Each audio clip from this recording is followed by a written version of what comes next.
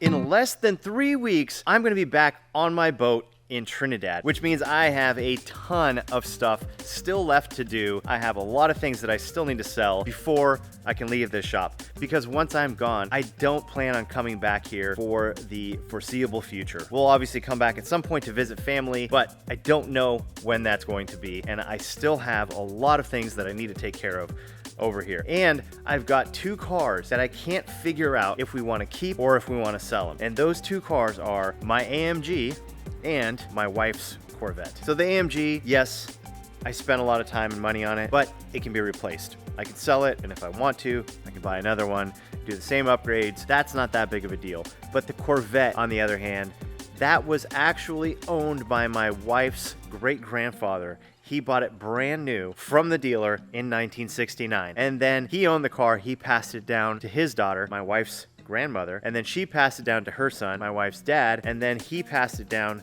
to her. So it's been in the family for 55 plus years now, which is absolutely insane. When we got that car, it wasn't running. It had a 383 stroker carbureted motor in it. We took that thing out and we started building an LS3 416 stroker for it with a brand new transmission, clutch, everything was new. We put all that stuff in the car, but we didn't finish it. There's still other parts and other work that we need to do to finish that car. So do we store it? Do we pay monthly storage and keep it either at this shop or at another shop and have that expense every single month, not knowing whether or not we're gonna come back here or when we're gonna come back? That's a tough decision.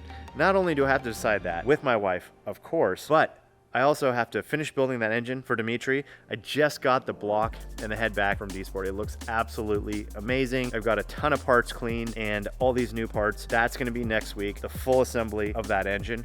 But right now, I need to take a little breather. I'm gonna go have some fun. I'm gonna go to K1 with my boys, Mark, Tim, and Sean, and we are going to do some K1 go-kart racing and just not think about all of this stuff that I need to do in the next couple weeks. It's just kind of overwhelming. Not only is it the stuff at the shop here, but it's also at our house. We've got everything at our house that we have to get rid of, decide if we're gonna keep, decide if we're gonna store. There is so much going on.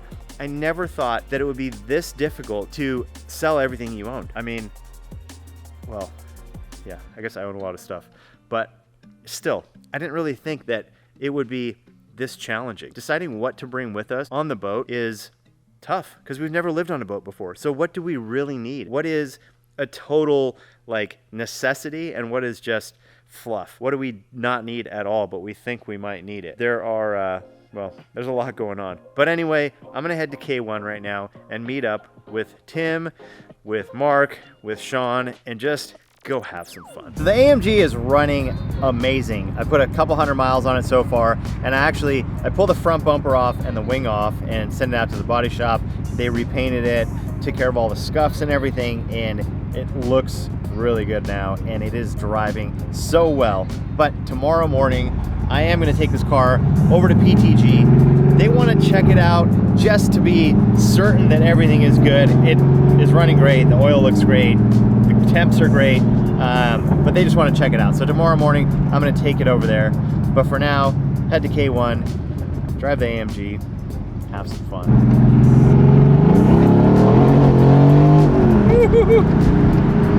Cold tires, man, this thing just lights them up.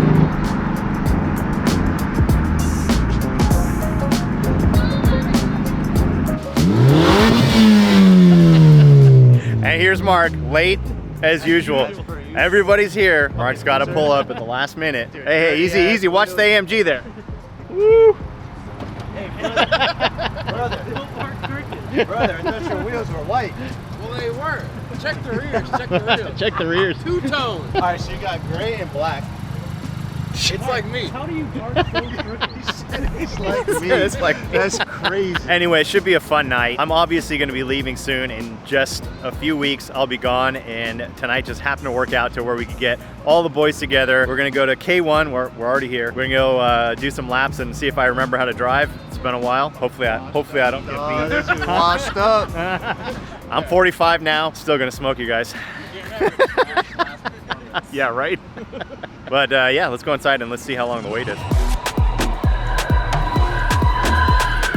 That was pretty fun, getting back on track, even though it's a K1, isn't that a real track? But I definitely miss it. That was good. I almost I slowed down, I waited for Sean, and then he was stuck like with a couple other carts. Scumbag by Tim, so then I scumbagged you. Like 2 smashed behind, and I just went straight into fucking Mark. It was worth it. That was good. We were out there were 8 people, us 4, and then another 4, and we were terrorizing them. You guys were stuck behind somebody for a while. No, I got around with you guys, but yeah, I got stuck, and then you passed around. I was like, oh, this. But Sean spun me out, and then I had to like drive the wrong way on the track to get some speed, and then hit the brakes to rotate the car to spin it around. And then I started going again, and then I caught you guys. You know it has reverse, right? Reverse takes too long. Drive down the whole track backwards. They'll shut you down real quick. They'll like, boop. Too. Like after you passed us. Oh yeah, you did once. He got me. I tried not to, but he got me. And Mark, you were hanging with us for a little bit. For a little bit. I went wide on one and I was like, go ahead, Mike. Go ahead. No fight from me. I told Sean to pass me and he spun me out.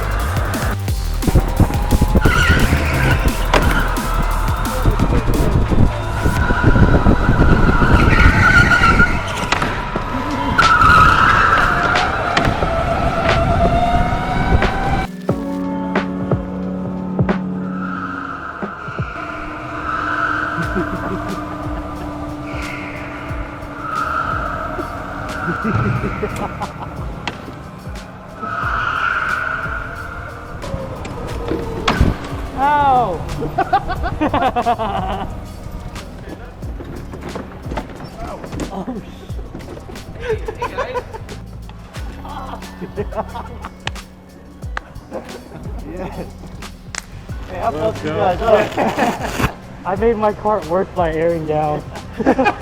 Well, that was pretty good. That was a lot of fun. You're sweating, Mark? Dude, I'm sweating hard. My neck hurts. I got hit. I got rear-ended 3 times. So hard. By this guy right here. Hey, he just slams on the brake mid-corner. Like, come on. I messed up my cart, so I was like, well, I'm just gonna drift. What do you mean you messed up? Wait, what'd you do to mess up your cart? I don't want to say because No, what'd you do? I aired down the fronts, but I didn't air down the left side enough.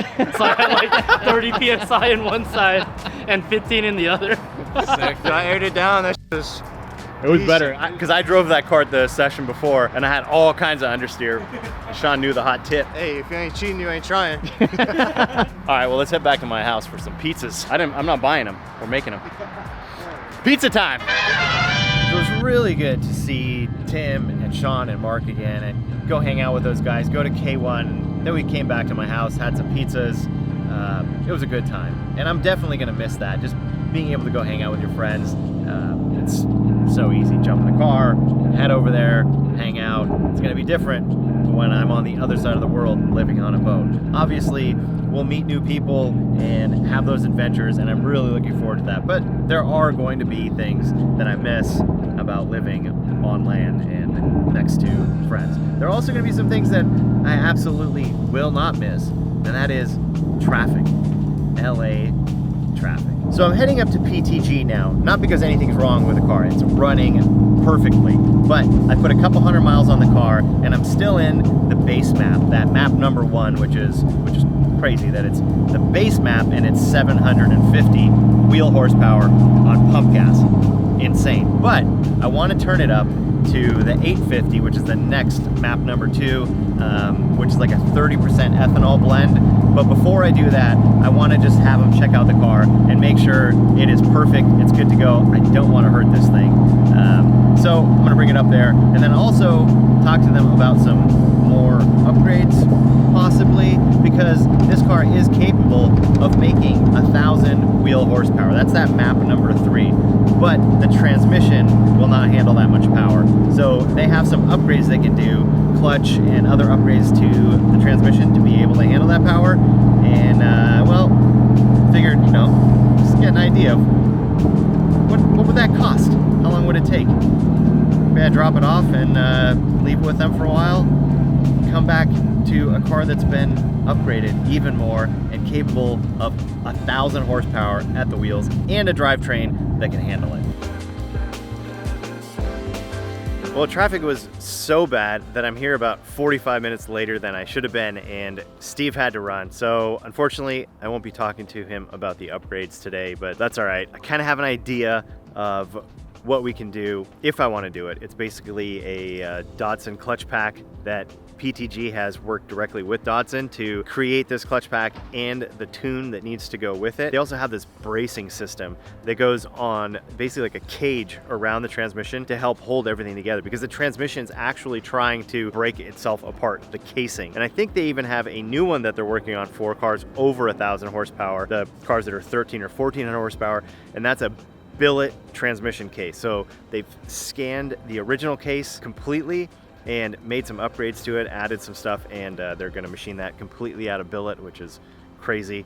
I mean, but I guess if you're making that much power and you're putting that power down, there's a lot of load and a lot of stress on the drivetrain. Good to know there's some options. Unfortunately, can't look at those pieces today because he isn't here, but dropped the car off, so they are going to give it a once over for me and I'll get it back probably tomorrow. I'll be good to go. Turn that boost up, put the E85 in there and see what this thing feels like at 850 wheel horsepower. But for now, I'm gonna check out some of these rad cars that are sitting outside the shop.